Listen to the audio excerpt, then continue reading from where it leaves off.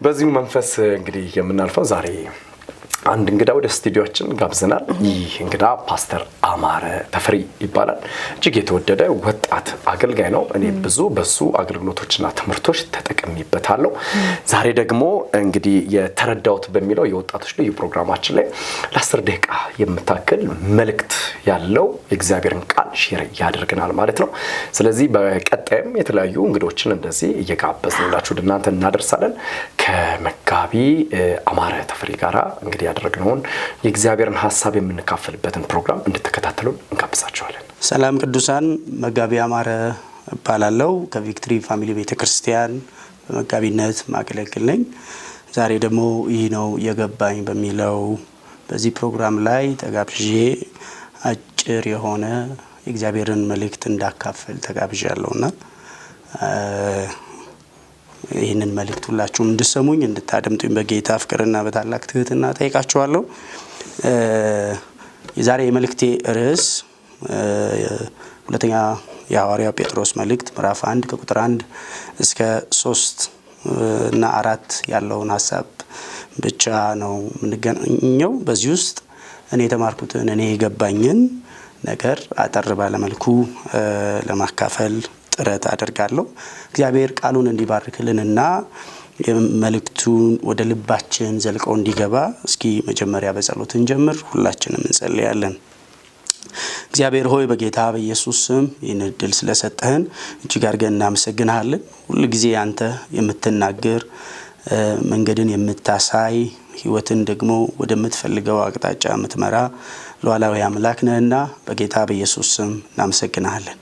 ዛሬም እግዚአብሔር ሆይ በፊት ለፊት አለን። ይህንን ቃል ተባርክልን ዘንድ ወደ ልባችን ትናገረን ዘንድ ደግሞ ከቃሉ ውስጥ የገባንን የተረዳነውን እውነት ታጸናልን ዘንድ ብርሃን በልባችን ታበራ ዘንድ በጌታ በኢየሱስ ስም እንለምናለን። ጸጋ እንዲበዛልን እንጠይቃለን በጌታ በኢየሱስ ስም አሜን። እንግዲህ የሐዋርያው ጴጥሮስ ሁለተኛ መልእክትን ከማየታችን በፊት ይህን መልእክት የጻፈው ጴጥሮስ ነው የመሆኑ የታወቀ ነው። ሌላው ደግሞ የጻፈበት ዓላማ ሄደን ስናይ በዋናነት 3 ዓላማዎችን ይዞ ነውና የስተት አስተማሪዎች በዘመኑ የነበሩ ዘልቀው የገቡ የስተት አስተማሪዎችን እነሱን ለመቃወም የተጻፈ መጽሐፍ ነው።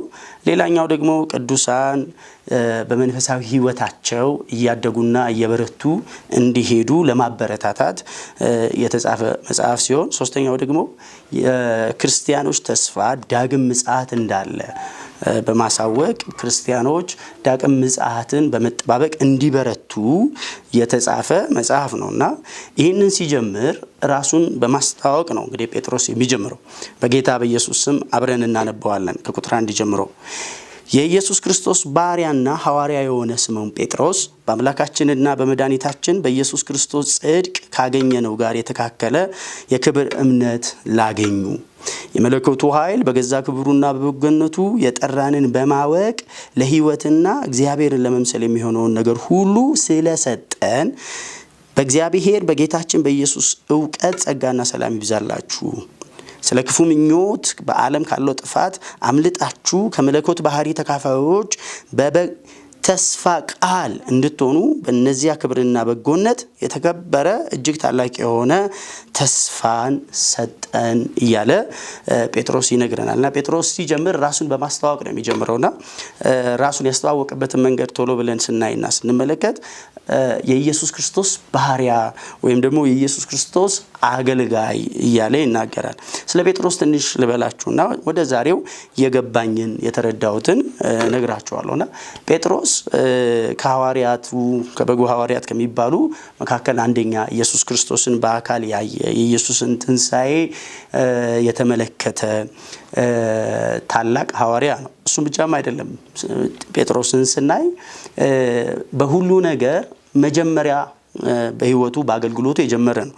ለምሳሌ መንፈስ ቅዱስ ከወረደ በኋላ ወንጌልን ለመጀመሪያ ጊዜ የሰበከ 3000 ህዝብ ደግሞ ከመንፈስ ቅዱስ መውረድ በኋላ ጌታን እንዲቀበሉ ምክንያት የሆነ ሰው ነውና እሱም ብቻም አይደለም ቤተክርስቲያንን በመጠበቅ ደረጃ ሐዋርያት ሥራ ምዕራፍ 5 ላይ እንዴት ቤተክርስቲያንን ከመከፋፈል እንደጠበቀ በሱ ውስጥ እግዚአብሔር ቤተክርስቲያን እንዴት እንደጠበቀ እናያለን። እሱም ብቻ አይደለም ለመጀመሪያ ጊዜ ደግሞ በሐዋርያት እጆች ድንቅና ተአምር ሲጀምር የመጀመሪያው የጀመረበት ሐዋርያት ሥራ ምዕራፍ 3 ላይ ጴጥሮስን እናያለን። ያንን ሽባ ምንም የለንም ያለንን ግን እንሰጥሃለን ያለን ኢየሱስ ነው በናዝሬቱ ጌታ በኢየሱስም ተነስና ተመላለስ ተብሎ ይሄን ሲል ተአምራት ሆኖ ለመጀመሪያ ጊዜ በህይወቱ ድንቅና ተአምር ያለፈበት የተገለጠበት ሰው ነው። በዚህ ምክንያት ደግሞ ለመጀመሪያ ጊዜ በቤተ ክርስቲያን ላይ ዋናው ስደት ከመድረሱ በፊት መከራን የተቀበለ ይሄ ሰው በመነሳቱ ወደ ሸንጎ የቀረቡ ወደ ወይኒ የቀረቡ በዛ ውስጥም ደግሞ በወይኒ ውስጥ ለመጀመሪያ ጊዜ በሸንጎ ተቀምጦ ስለ ኢየሱስ የመሰከረ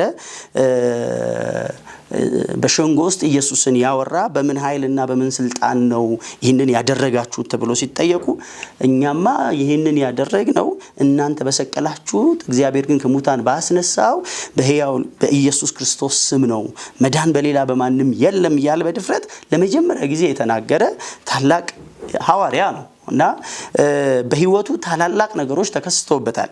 ማጆሪቲውን ስናይ ግን ሌላኛውን ነገሩን ስናይ ደግሞ ምን አይነት ነገር እናያለን? ጴጥሮስ ለአይሁድ የመጀመሪያውን ወንጌል የሰበከ ከመንፈስ ቅዱስ መውረድ በኋላ እሱ ሲሆን ለአሕዛብም ለመጀመሪያ ጊዜ ወንጌልን የተናገረ ወንጌልን መናገር ብቻ ሳይሆን ደግሞ የመንፈስ ቅዱስን ሙላት ለአሕዛቦች በሱ በኩል ሲገለጥ እናያለንና ሐዋርያት ሥራ ምዕራፍ 10 ላይ የሚነግረን ይሄ ነው።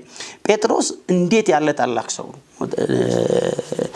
ተራ የምንለው ሰው አይደለም። ይሄ ጴጥሮስ ግን ራሱን ሲያብራራ ራሱን ሲገልጽ የገለጸበት መንገድ እኔ ሐዋርያ ነኝ ብሎ ሐዋርያነቱን ሳይሆን ያስቀደመው እኔ የኢየሱስ ክርስቶስ አገልጋይ ነኝ አለና ከነዚህ የምንማረውና የምንረዳው አንደኛ አገልጋይነት እንደሚቀድም ይሄ የሚያሳየኝ ሁለት ነገር ነው። የመጀመሪያው ባህሪን ካራክተርን ትህትና ትልቅ ደረጃ ላይ ደርሶ ትህትና መሆንና ምንም ስም ሳይታወቅ ምንም ነገር ሳይሆን ትህት መሆን ይለያያል። ጴጥሮስ ግን ትህትናውን ያሳየን ትልቅ ደረጃ እኛ የምንፈልገው እንዲገለጥብን የምንፈልገው ደረጃ ላይ ደርሶ እኔ የኢየሱስ ክርስቶስ ባሪያ ነኝ፣ እኔ የኢየሱስ ክርስቶስ አገልጋይ ነኝ፣ አሁንም አገልጋይነቴን አልቀየርኩም ይለናልና ሐዋርያነቱን አላስቀደመም። ያስቀደመው አገልጋይነቱ ነው እና ከዚህ የተማርኩትና የተረዳሁት ነገር ምንድነው? ሁሉ ጊዜ እግዚአብሔርን ማገልገል ባህሪ ነው፣ ካራክተር ነው፣ ትህትና ነው። ሲባርከን ዝቅ ማለት ከፍ ስንል ዝቅ ማለት ባህሪ ነው፣ ትህትና ነው። ይህ ህይወት ለህይወታችን ለሁላችንም እንዲበዛ አበረታታችኋለሁ። ምዕራፍ 3 ላይ ግን የሚናገረውን ቶሎ ብዬ ዛሬ የምናገርበት ዋናው ሐሳብ ስለሆነ ነውና እንደዚህ ይላል። የመለኮቱ ኃይል በገዛ ክብሩና በበጎነቱ የጠራንን በማወቅ ሁለት ነገር ሰጥቶናል ይላል። የመጀመሪያው ለህይወትና ለእውነተኛ መንፈሳዊነት ወይም እግዚአብሔርን ለመምሰል የሚሆነውን ነገር ሁሉ የመለኮቱ ኃይል ሰጥቶናል ይላልና የመለኮቱ ኃይል ይሄ ትሪኒቲ ነው። የእግዚአብሔር ጉባኤ ነው። ትሪኒቲ ወይም ስላሴ ነው።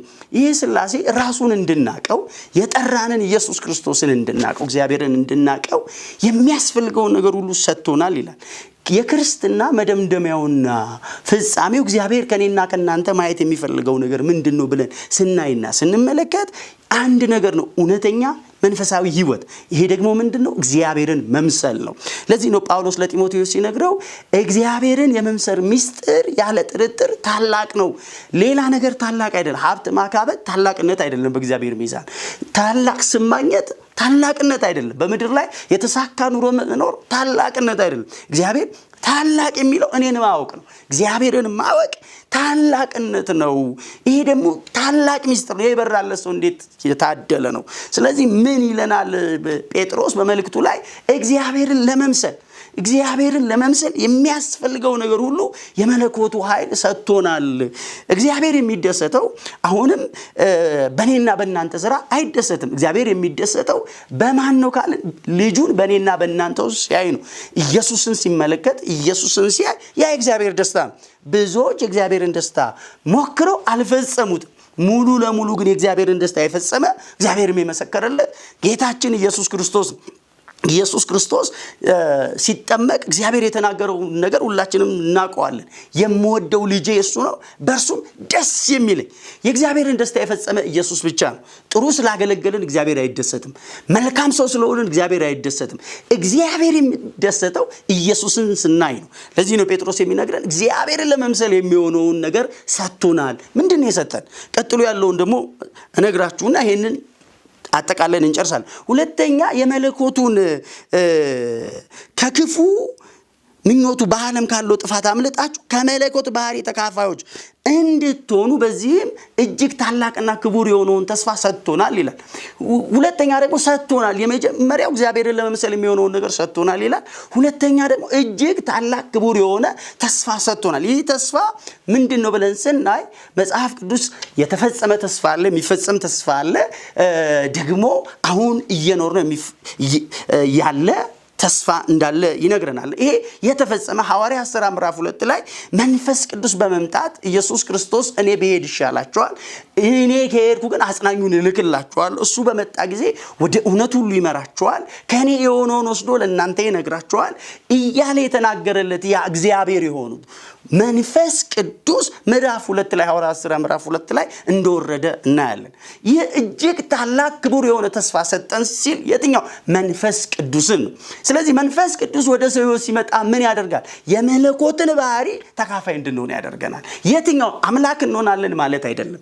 ነገር ግን ከስር የተጠቀሱ በጎነት፣ እምነት፣ ፍቅር፣ ራስን መግዛት፣ የዋህነት ጨምሩ እያለ የሚናገረው ነገር አለና ክርስቶስን የምንመስልበትን ባህሪ መንፈስ ቅዱስ በውስጣችን ይዞ መጥቷል። ስለዚህ ምን ልል ነው ዛሬ የፈለግኩት አንድና የገባኝ እኔ የተረዳሁት እውነት ምንድን ነው?